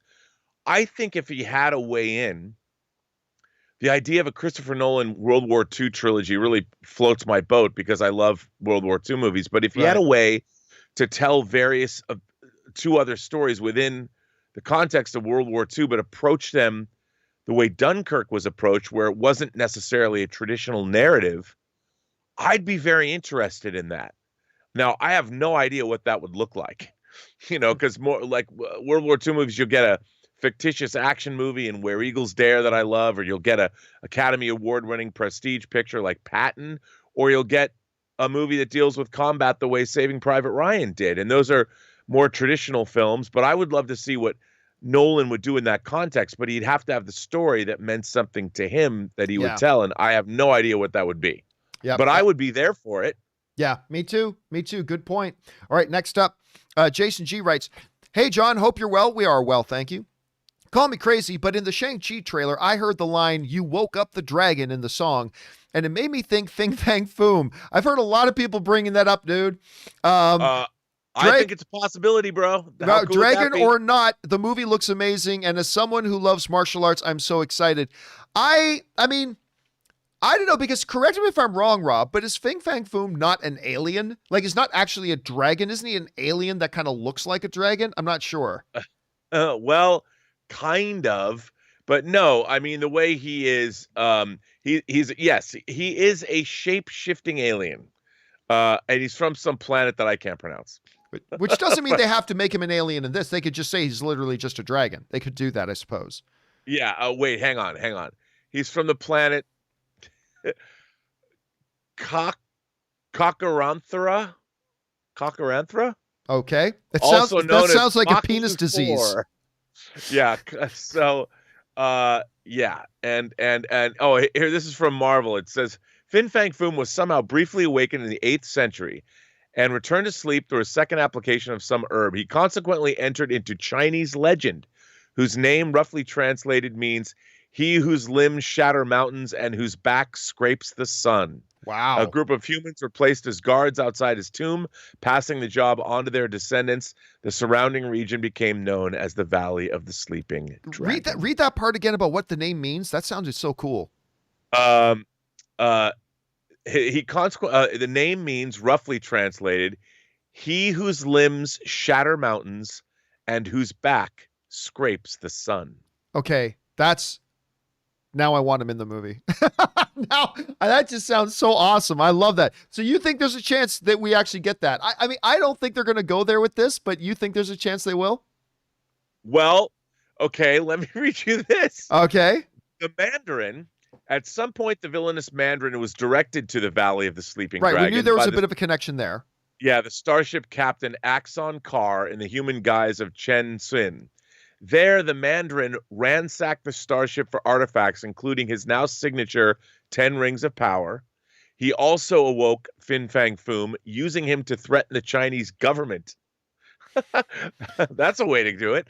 Iron Man quickly confronted the villains and was defeated, but when the remaining dozen other Malkulans shed their human forms to begin their conquest, Iron Man and the Mandarin combined forces to combat the threat. Wow. Yep. The comic books have done some crazy things, Rob. So there you go, John. It's all right there. All right, let's see where they go with that. All right, next up, we've got Cody Hunt Films, who writes 1 of 2. I feel Sam will go by the moniker Uncle Sam. Sam and Buck have said throughout the show that there is only one Captain America. It makes total sense to me. Even his nephews call him Uncle Sam. Well, that's because he is their Uncle Sam. I think it's been planted in the show. In the Black community, it's almost a must to call a relative by their relation to you. It's a huge sign of respect. Uncle Sam fits well. It's a relation to who Sam is fighting for, his community and his country, relating to the conversation Sam and Sarah had by the boat. Now, listen, Rob, I've been saying, I do believe, well, I think at the end, if I had to bet $5, at the end, he's going to be called Captain America. But right. I do also believe there is a legitimate possibility he takes on a different moniker because of all the things that Cody said. They have very much stood out the phrase Uncle Sam a lot, but I'm not going to lie to you. I find Uncle Sam as a superhero moniker to be a really lame name. So maybe they call him Eagle or Captain Falcon or American Falcon or something like that, or Fing Fang Foom. I don't know, but I think if they do give him a different moniker, I don't see it being Uncle Sam. I don't know. What do you think? Yeah, no. Uncle Sam's like, I mean, people would, Captain America demands respect. Uncle Sam, he's your crazy uncle that you see on Thanksgiving. And of course, there's the United States meaning for it, but I just don't think it's going to roll off the tongue the way. Also, there is a DC character named Uncle Sam that I don't think they'd want to have any mix up with, but yeah, By the way, I like this. Karad in the live chat says Uncle America.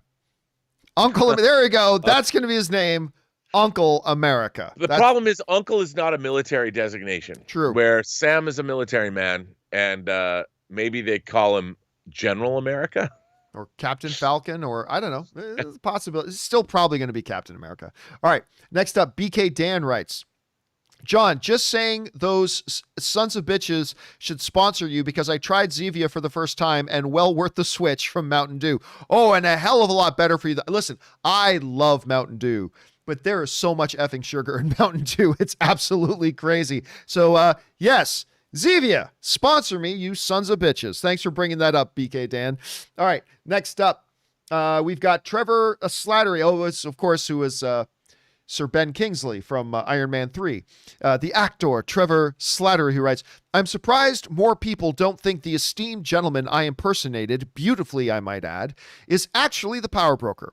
I did sully his name a bit in Iron Man 3, so using the name The Mandarin might have been a bit problematic for him. Rob, listen, I continue to see a lot of fan theories out there that Mandarin is going to be the power broker. Now, on the pro side of that, we do have Shang-Chi coming up. So it gives you kind of a little bit of a way to open a door to introduce the character a bit. It is in Madripoor, so there could be some connection there. Having it be Mandarin seems rather random because everything they've done in the MCU Disney Plus world so far has been bring in characters who actually have narrative connective tissue. Like even the fact that they brought in the Dora Milaje is clearly connected to this history that Bucky has with all that. So I don't know. But it's not impossible. I'll give it a 5% chance that Power Broker ends up being Mandarin. What do you think? Yeah, I'm with you. Look, the Mandarin has bigger fish to fry. The Mandarin's thinking on a global scale. He's got operatives everywhere. He's been around for a very long time. Madripoor is maybe he does business in Madripoor, but he's not the power broker. He's just not. So we will, of course, see how that goes. All right, next up, we got Zombatron 5678 who writes, anyone else find it odd that Wakanda allowed Vision, who was made of vibranium, stolen by Claw, and died in Wakanda, to be turned over to Sword, or that Tony/Steve would allow Vision, Stark Tech, to be repurposed by the government in the 5-year gap? Well, I mean, listen, that's making some assumptions, Zombatron. We don't know what happened. At the end of Infinity War, we don't know what happened right then. It may not have been that Wakanda, Steve may not have asked Wakandan officials, hey, do you mind if we take Vision back with us? They may have just loaded him up, hopped on their Quinjet and flew off. And by the way, Wakanda had bigger issues to deal with. Half their population just vanished. Their king just vanished. They had just been the ground zero for a big alien invasion battle. So I wouldn't. Now, as far as, Captain America wouldn't have let them take, they wouldn't have been their choice. If Cap, once Cap and Cap got Vision's body back, it's really not his call. Like if the government just says we are taking that, then they're going to take that. So, but again, we don't know the circumstances. So we're just making assumptions. So I wouldn't worry about that, Zombitron. Honestly, I wouldn't. All right, next up, BK Dan writes, John, got to say, disagree that the best motion capture was Gollum. Okay. I think, well, listen, I don't know if you're proposing somebody else. You can't tell me you disagree with that if you're not going to propose something else. But listen, there's arguments to be made. Another Andy Serkis motion capture, Rob, was Caesar in the Apes movies. Honestly, the second movie, I thought there was an argument to me that maybe he should have got a Best Supporting Actor nomination for that. It was so good. So either way, it's Andy Serkis. I don't know. Can you think of, Rob, if you were posed the question, what's the best motion capture performance? What do you think it was? I mean, to be honest with you, my favorite so far is Thanos, but that's only because remember Gollum, they did that 20 years ago, and the motion capture technology has advanced so far. I loved Gollum. I love when Gollum is talking to himself. That's an incredible sequence. But I think when you go back and you look at it now, I mean, it's still impressive, but Gollum is clearly a fantasy creature. And the thing about Thanos that makes it so impressive is he's interacting with human beings on a grand scale, more than they could have done back in when they were making Two Towers and Return of the King. So when you say at the time, no one had ever seen anything like Gollum. It was amazing what they did. But the technology led by Andy Serkis, whether he's playing King Kong or Caesar or doing something else, Snoke, I think, is a great motion capture character. But you just don't see as much of him as you see in other movies. But to my mind, Thanos is right now the pinnacle of where the technology has taken us. Yeah, and to me, if you're talking about performance, I still go back to Gollum. Just with the way Serkis brings that character to life, and just I love watching the behind the scenes stuff on that, Rob. Which of course you are very well versed with that. No, it was no doubt and I would agree with you. The performance. I mean, I think Josh Brolin was great, but what Serkis had to do as a performer was extraordinary. Yeah, it was extraordinary. I agree. All right, next up, we've got Chris who writes, hey, John, love all that you do. Thank you so much, Chris. I've been a New York Jets fan most of my life. Sorry about that. And I wanted to ask, hey, dude, you're talking to a Toronto Maple Leafs fan. I can relate. Most of my life, and wanted to ask if you think there's any hope left for them. I'm optimistic now with their new coach since there was the last was a dumpster fire, but I don't want to get too excited thoughts. Here's the thing, though. There is absolutely hope. Listen, new coach. They're going to draft a QB. Clearly, they're going to get a new QB in. Here's the great thing about the NFL, man. With the way the rules are set up in the NFL and the parity in the NFL, you can be the Cleveland Browns, Rob. Remember how bad the Cleveland Browns have been for a long time? Guess what? 2 years ago, nothing. This past year, they're for real. The Browns are for real. And that can happen in the NFL. Now, don't expect big things this year out of the Jets. Just look for improvement. And then the year after that, hopefully some more improvement. But listen, yeah, in 3 or 4 years, you could be talking about, a division contender in the Jets pretty soon. So absolutely, there's hope. That's one of the great things about the NFL. All right, next up, we got Chris, who also writes, one of two. Hey, John, love all that you do. Thank you so much. Whether true or untrue, there is a rumor floating around that the lead for Black Panther 2 will be an original character created by Ryan Coogler. If this is true, what do you think? I think it would be a unique way to progress the franchise. While I love the character of Shuri, but I feel she isn't leadership material yet for Wakanda. But I trust Coogler that if he does make it Shuri, I know he'll make it work perfectly. Thanks. Well, listen, Rob, we've talked a lot about this. Everybody knows my position on this. Letitia Wright playing Shuri is probably a top 3 favorite character of mine in the MCU. Like, without exaggeration, she's probably a top 3 favorite character of mine. I love that Shuri. She's an incredible character. Amazing character. I love her. But what part of the thing I love about that character is because of what the character is. That character is not a political leader. That character is not a warrior. That character wants to be in one place and one place only, Rob. She wants to be in the lab. She wants to be in there creating, because even when she did have to get into action, she couldn't really fight. I mean, she put on some blaster gauntlets and got off some shots, but she can't do anything. Listen, I think if you're going to take an existing character, the only answer is M'Baku. M'Baku is a leader. He has been leading his own tribe for a year. He is a warrior. He came that close to beating T'Challa anyway. That makes more sense. Other than that, a completely original character, I'm okay with that too. But I think Shuri should be an important, wonderful character in the MCU, but she should not be Black Panther or the Monarch of Wakanda, in my opinion. Rob, look at that. Look at that hotness right Sitting there. on the throne of Wakanda, just so you know. There she is. Now, Shuri. the throne came separately, right? The throne didn't come with the Shuri figure, right? Believe it or not, you had to buy this. This is actually something Hot Toys sold just like this. No accessories. It's just the throne of Wakanda. And you got a big thing for chairs. For your Hot Toys. This is the first time I just bought a chair. Show me that Shuri figure again, because that's just... I don't have her energy weapons on her. I just have her. I love this figure. It's a great figure. Letitia Wright. Yep. Oh my goodness. All right. Let's move on here. Next up, BK writes, John, what are your guys' thoughts on Ghostbusters Afterlife? Too late to the party or about time for a reboot? All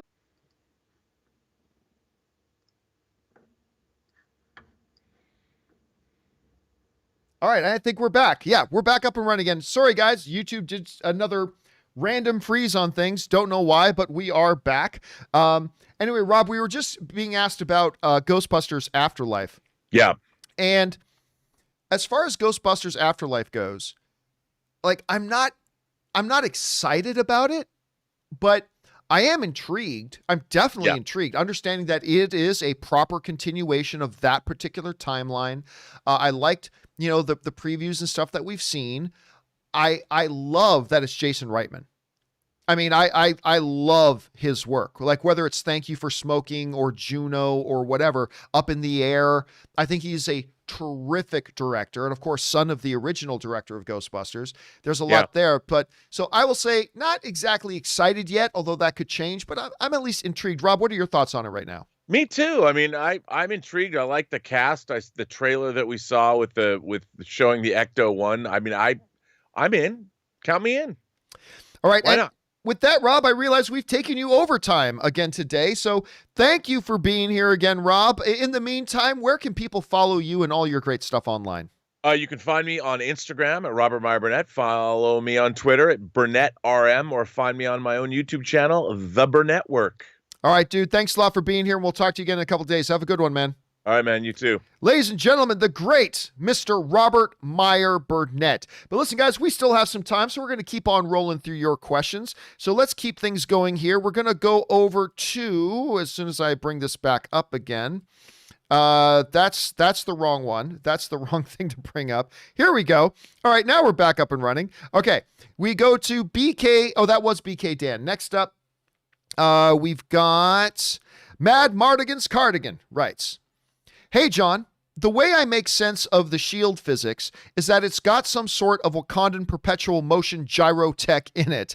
No way Sam and pre-serum Walker could throw it with the same ferocity and accuracy as Steve. It's more than just a vibranium disc." No, apparently that question has come up before, and apparently they've confirmed it is just a sheet of metal. It is just a sheet of metal. And that's the way they figure it, and that's the way they portray it. And yeah, but again, I am with you in the sense that there's no way. It's like Peter Parker says in Civil War, that shield defies the laws of physics. It just does. All right, Frankie Gouge writes, "Big Downton Abbey fan, new film in theaters announced for this December." Yes, they have announced that they're going to have Downton Abbey 2, another movie coming to theaters. I'll tell you what, I'm not going to lie. I'm in. That Downton Abbey movie was really good. It was really enjoyable. I had a good time watching that film. And, my wife is a massive Downton Abbey fan, so she's obviously very, very excited. Her and Corey would watch it all the time. But yes, listen, that first movie was good. I'm down for this. I'm looking forward to it, so can't wait. Bring it on.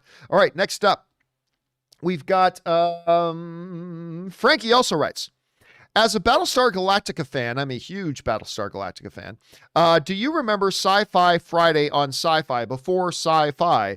Starting at 7 p.m., Doctor Who, Stargate, SG-1, Stargate Atlantis, and finally Battlestar Galactica. Love those Fridays. Also, I was an admin at Battlestar Wiki for a while." Nice. Yeah, Battlestar Galactica, the Ronald D. Moore Battlestar Galactica is my all-time favorite television show. Bar none. All-time favorite television show. Now, I watched Stargate SG-1, and I've never watched Doctor Who. I mean, except for when I was a little kid, I watched some of the old rerun Doctor Who's, but I was never a Doctor Who watcher. And I watched a bunch of Stargate Atlantis, but I never watched Stargate SG-1 or Stargate Atlantis live. So when the night that Battlestar Galactica was on, that was it. Battlestar Galactica. That's it. That's as far as it goes for me, man, is just Battlestar Galactica.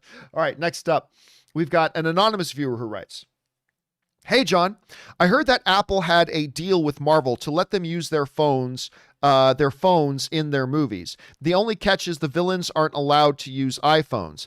In the last episode of Falcon and the Winter Soldier, we see Sharon using an Android. Coincidence? Well, look, where this all comes from is that it started with Rian Johnson, who said that, I believe it was for Knives Out, said that Apple told him that he couldn't have an iPhone in the movie if a villain was using it. Now, what we've never known for sure is this a industry-wide rule that Apple had? Was it just a little thing that maybe Rian Johnson was like exaggerating a little bit on, or anything like that? I have not heard anything about it since. So maybe it is a rule that Apple says, listen, you can't have our Apple products in your movies if it's being used by a villain. Maybe. I mean, you want to protect your brand, right? You don't want your brand to be associated with some evil guy who's trying to kill children in movies, I guess. But I don't actually know if that's true. So the notion that Sharon is not using an Apple phone, well, does that mean she's a villain? Well, listen, more people use Android than use Apple phones. I mean, the iPhone is the single most popular individual phone in the world. But as far as all the other phones that use Android, there's actually more Android users in the world than there are iPhone users. So it probably doesn't mean anything. But you never know. We'll see, Anonymous. All right, next up, we've got Tyler Yates who writes, "Hey, John, have you seen the trailer for the movie Profile? Yes, I have. It's supposed to come out May 14th. The way the movie sets up looks similar to the movie Searching. Looks good. My Regal opens on the 14th of May. Can't wait. Yeah, it does look interesting. Hold on a second. Let me pull this up here because I forget who. Let me just go here for a minute because I cannot remember. Oh, wait a minute. You know what? No, I'm thinking of a different movie. I'm totally thinking of a different movie. My bad. So, but maybe it is the same movie.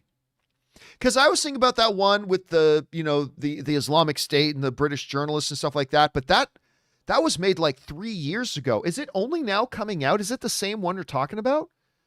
I might be wrong about that. I don't know. I think maybe it's another. By the way, Searching was great. Deborah Messing and that movie was terrific. But I don't know if we're talking about the same movie or not because maybe it just never came out.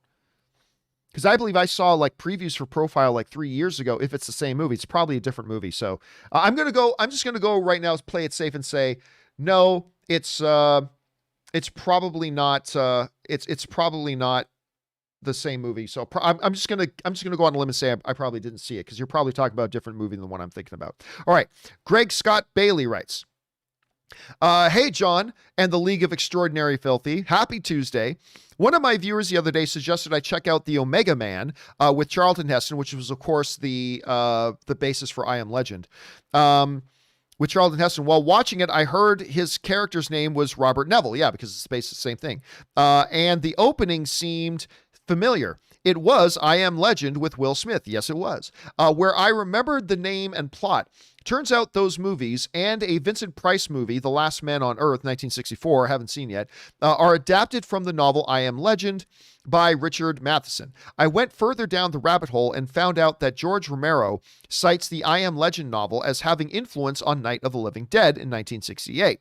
I absolutely love seeing the influences and adaptations in entertainment. So, after this, I started watching The Walking Dead Season 1. Wow, what a weekend. The Omega Man villains were cheesy design, but the plot was the plot as well as Will Smith's I Am Legends are fun, sci-fi, post-apocalyptic premise, recommended for adult film. Yeah, listen, it's great. As a matter of fact, do you guys remember the studio called Asylum? Do you guys remember them? They're the ones who put out all the rip-off movies. Like, instead of Snakes on a Plane, they did Snakes on a Train. Instead of Transformers, they did Transmorphers. And if I'm not mistaken, I think they're also the original studio behind the first Sharknado movie, if I'm not mistaken. So they make these cheap, low-budget sci-fi rip-offs of other movies. That's what Asylum does. And they've made a pretty good business out of it, as a matter of fact. And yeah, the Yellow Flashes, they did a Pacific Rim ripoff too. Yeah, I believe they call it the Atlantic Rim or something like that. Anyway, so they actually made a movie that was a ripoff of I Am Legend. Now, of course, I Am Legend based on Omega Man. And the name of their movie was, it was either I Am Omega or Omega Legend. It was one of the two. So Asylum actually did their ripoff of I Am Legend by calling it I Am Omega or Omega Legend or something like that to do that whole little bit of a ripoff. Anyway, go look up Asylum movies and you will find this huge long list of these like little low budget ripoff things that they have done. And they've made a pretty good business out of it, if I'm not mistaken. All right. Thanks for bringing that up, Scott. Appreciate that, man. All right. Next up, we've got Double B Studios who writes, let's suspend reality in comic book movies. When shields get thrown, the strap stays attached to the arm. A shield bounces off trees at a speed only the thrower can control, which is why it doesn't cut the padding, non-lethal, then attaches with a magnet. I mean, again, it all goes back to what Peter Parker said in Civil War. That shield doesn't obey the laws of physics. I mean, there's so much they do with this shield, both Cap and Bucky and John Walker and Sam. They do things with the shield that should absolutely not be able to happen. It completely defies the laws of physics. And we just accept that. That's the shield. It just does that. And yeah, like a shield which can penetrate and cut through the tree, but they catch it with their hands with no protective gloves. It would just cut through their fingers, of course. But it is a shield that defies the laws of physics. It is just that. All right. Next up, we've got Matt McClure from Simpsons writes, John, will you ever host and run another panel show? Grateful for what you're doing, though. Probably not. I mean, look, I never say never. Never say never. But honestly, I have been there and done that. And I'll be frank with you. I don't ever want to work with a group that large again. That's not taking away the experience that I had, but I've moved past that. And so doing now, you never know, maybe someday, let's say Amazon gets a hold of me and says, hey, we'll give you a $1.5 million budget for you to put together, produce and run and do a daily panel show. Well, then obviously I would have to consider that. But not that I ever think I want to work for anybody again. But hey, you pay me $1.5 million, I'd probably do it. Who are we kidding? But the answer to that's probably no. I like what I'm doing now. I like doing things with me and one other person. At most, maybe two other people at most at times. But no, I'm pretty, like I said, I've been there, done that. It was great, but I like what I'm doing now. So I like doing what I'm doing. But if anybody out there wants to give me $1.5 million a year to do that sort of a show, get in touch with me and we'll at least talk. All right. Next up, Caleb writes, hey, John, I watched the Shang-Chi trailer and I was thinking to myself, how will this movie tie into the MCU? And I honestly think they will be doing a Secret Avengers movie or show. Shang-Chi has ties to them, and so does Moon Knight and War Machine. Here's the thing, Caleb. I think the problem, here's part of the problem. This is one of the big problems with shared cinematic universe movies, whether it's in DC or whether it's in Marvel. Why do we even ask ourselves the question, how does this tie into everything else? Why do we do that? It doesn't need to tie into everything else, right? I want filmmakers to be able to just go in and tell the story about these characters and what's happening with them. Yes, they have to be aware that it's happening in this larger universe where they have to take certain events into consideration, like the snap and all those sorts of other things. But I never want to get to the point where I'm going into these movies thinking, how will it tie into everything else? When does Iron Man showing up? When's Captain America showing up? When does Captain Marvel come in? When's Hawkeye going to show up and do something? I just want to go into these movies and say, make a great movie and show us this movie for what it is. So yeah, I'm good with that. I'm good with that. I'm not worrying at all about how it ties into this or that. And I don't care what they've done in the comic books before. Kevin Feige clearly has shown he's going way outside of the comic books. He sticks to the comic books on some things, goes way outside of the comic books many other times. So I'm not really, I guess honestly, Caleb, the answer is I don't care how it ties into the rest of the MCU. All I care about is this movie. Is this movie going to be a great movie? That's all I care about. And along the way, they'll figure out how it ties into everything else, and that'll be cool when they do go about it. But right now, it's honestly not even on my radar, brother. It's not even on my radar right now. All right, next up. We got a few minutes left here. I'll be honest with you, my throat's almost gone, but I'll see what I can do here. Let's see. Next up, we have, hold on a second here. We got an anonymous viewer who writes, hey, John. Love your backyard. Thank you so much. Now I want all your shows outside. But that aside, are you going to do a top 10 question? Somebody else was just asking me this. Are you going to do a top 10 questions like for the season finale of Falcon Winter Soldier, just like you did for one, a top 5 questions that need resolution? Again, somebody else was asking the same thing. Yes, and we obviously did that today. So you were thinking along the same lines that I was. So there you go. We already did that a little bit earlier. All right. Next up.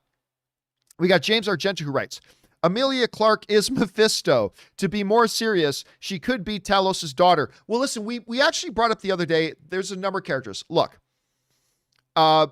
obviously the big announcement came out yesterday that Emilia Clarke, the mother of dragons from Game of Thrones, is going to be one of the stars of the upcoming Secret Invasion series with Samuel L. Jackson. Who she'll be, we don't know yet. There's a lot of different potential. Yeah, maybe she's Talos's daughter. That's a strong possibility. Rob brought up that other one that's like half alien character. That's significant. Or it could just be a brand new character. Could just be an absolute brand new character. So we'll see going into it. We'll find out more. But right now, that show is so far off. I'm not really thinking of it too much. But seeing that Olivia Colman's going to be in it is amazing. Academy Award winner. The fact that now we've got Emilia Clarke's in it. I'm not a big Emilia Clarke fan. I think she's great in Game of Thrones, but I haven't been overly wowed by her in anything else yet. So I'm waiting for something to really impress me. But still, it's a very notable name to be added to it. So we'll see where they go with it. All right. Next up, we got Brandon 20 who writes, just found out my local AMC theater that closed permanently last year was bought up by Golden Ticket Cinemas and opening back up in July. Don't know much about this chain, but I am very excited. Yeah, I know nothing about that chain, but here's the thing. When a movie theater closes down, it's almost a guarantee, that another movie theater chain will come along and buy it up because it's already configured to be a movie theater, right? Like I know for the longest time, there are these, where AMC Burbank 16 is, there are these two completely run down, janky other little theaters within 2 or 3 blocks called the AMC 6 and the AMC 8. But they were terrible.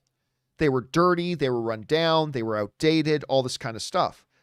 And they were within 2 or 3 blocks of where the great AMC Burbank 16 theater was. And I remember asking one of the execs at AMC, like, why not just shut those down? Like the AMC Burbank 16 is right there. And he said, because if we shut down those theaters, another theater chain is going to come into our neighborhood and start running their movie theater chain within 2 or 3 blocks of our theater. So we're just going to keep them.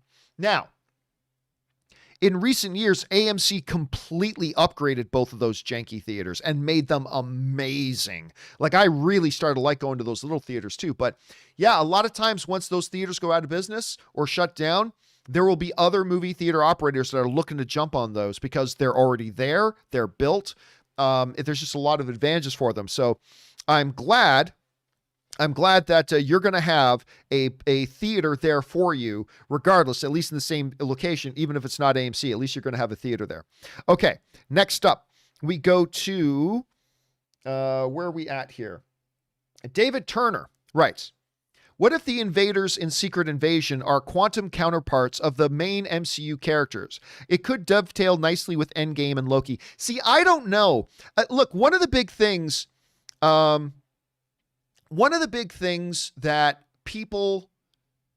a mistake that I think we as comic book movie